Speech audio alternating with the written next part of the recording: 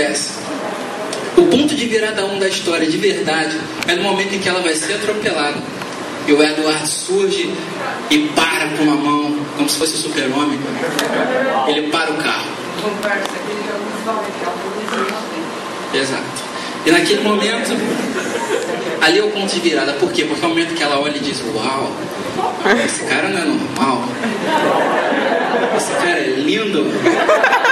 Ele é gostoso. Ele brilha no sol. Então eles olham aquilo, ela olha aquele momento. Ali a história muda, porque a partir dali ele passa a se tornar a obsessão daquela mulher, sem nenhum motivo.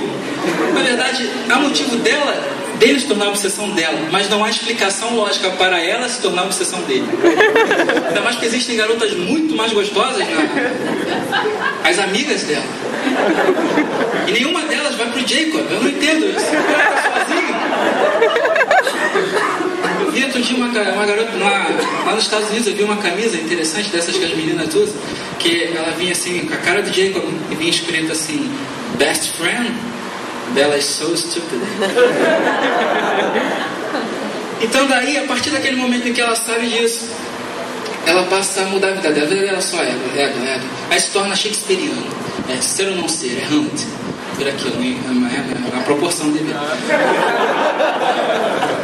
Acontece a progressão da história. A progressão da história, ela vai avançando e é aquela coisa: Edward, e chora, e vai pro pai, e volta pro pai, e daí vai pra polícia e tal.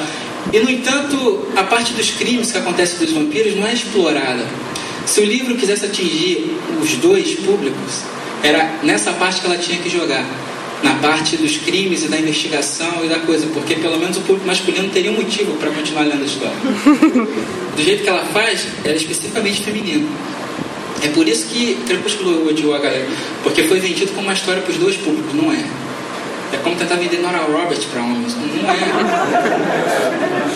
É como vender Robert Rower, criador do Conan, para as mulheres. Não é.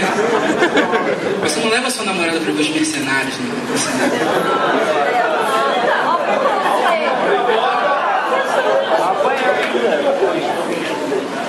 Ela vai acompanhando, ela vai passando, ela conhece todo mundo, conhece a família do cara, e fica aquela coisa. Sid Field vai dizer que existe um ponto central. E essa é uma das coisas que ele fala, pelo menos que dá para levar a sério realmente.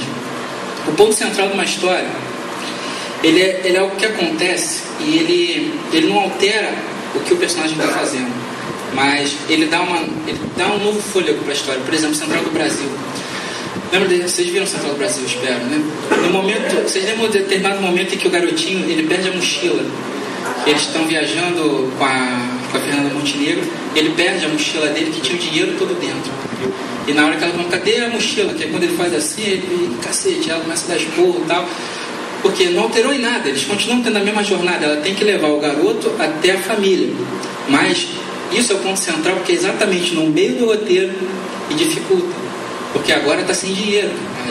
Triplicou a dificuldade que você já tinha. É mais um conflito, né? Mais um conflito e dá um novo fôlego. No caso aqui, qual é o ponto central dessa história? É no momento em que aquela sem sal está lá na floresta. E aí vem o outro sem sal e fala para ela: diga o que eu sou. Ela diz: bêbado, não. O que eu sou. E ela fala: ela diz: vampiro. E a galera: não. Aqui é o ponto de virada, porque a partir do momento em que ela assume que ele é um vampiro, o romance fica perigoso.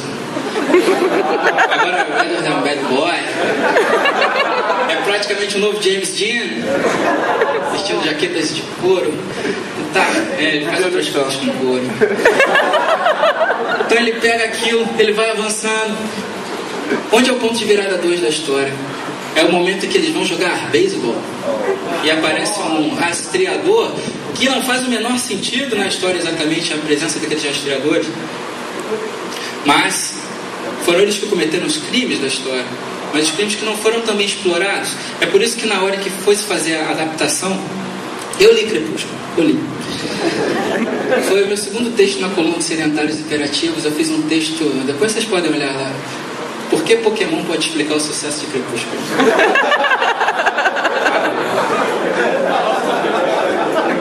Então, quando eu vi o filme, eu compreendia. O filme não é mal, o roteiro é adaptado corretamente. Eu não posso falar o roteiro é bom, porque, né?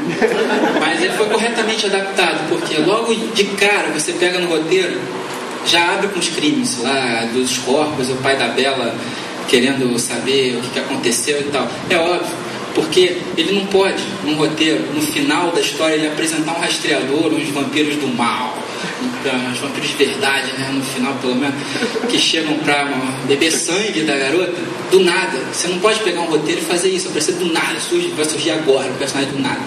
No romance é a mesma coisa, mesmo se você for colocar um personagem muito mais na frente no romance, pelo menos prepara a coisa. Nós vamos falar daqui a pouco sobre isso, pista e recompensa.